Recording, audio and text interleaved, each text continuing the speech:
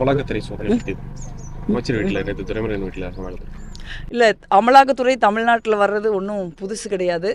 குறிப்பாக எதிர்க்கட்சி ஆளுகிற மாநிலங்களை தவிர வேறு மாநிலங்களுக்கு அவங்களுக்கு வந்து திசையே தெரியறதில்ல. அதனால் அமலாக்கத்துறை வந்து வராமல் இருந்தால் தான் தமிழ்நாட்டுக்கு அதிசயம். யாரெல்லாம் எந்த மாநில அரசுகளெல்லாம் வந்து கடுமையாக நரேந்திர மோடி அரசாங்கத்தை RSS பாஜகவை எதுக்குறாங்களோ அந்த மாநில அரசாங்கத்தில் பர்மனெண்ட்டாக டென்ட் போட்டு தங்கியிருக்காங்க. ஒரு முதல் முறையாக ஒரு பாஜக கட்சியை சேர்ந்த ஒருத்தர் வீட்டுக்கு போயிருக்காங்க திண்டுக்கல்லில்.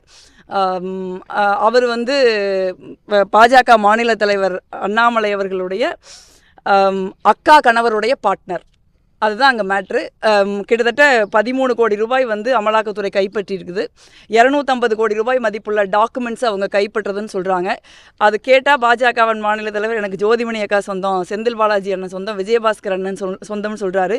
நான் கேட்குற ஒரே கேள்வி, 250 கோடி ரூபாய் டாக்குமெண்ட்டோடவும் 13 கோடி ரூபாய் பணத்தோடும் பிடிபட்டிருக்கிறார் உங்கள் அக்காவின் கணவருடைய பார்ட்னர் இருக்கார். அவர் உங்கள் அக்காவின் கணவர் உங்களுக்கு சொந்தக்காரரா இல்லையா?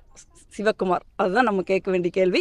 இந்த அமலாக்கத்துறை வந்து ஒருவேளை வழி தவறி அங்கே போயிருக்கலாம். ஏன்னா எதிர்க்கட்சிகள் வீட்டுக்கு மட்டும்தான் அவங்க நேரடியாக போவாங்க.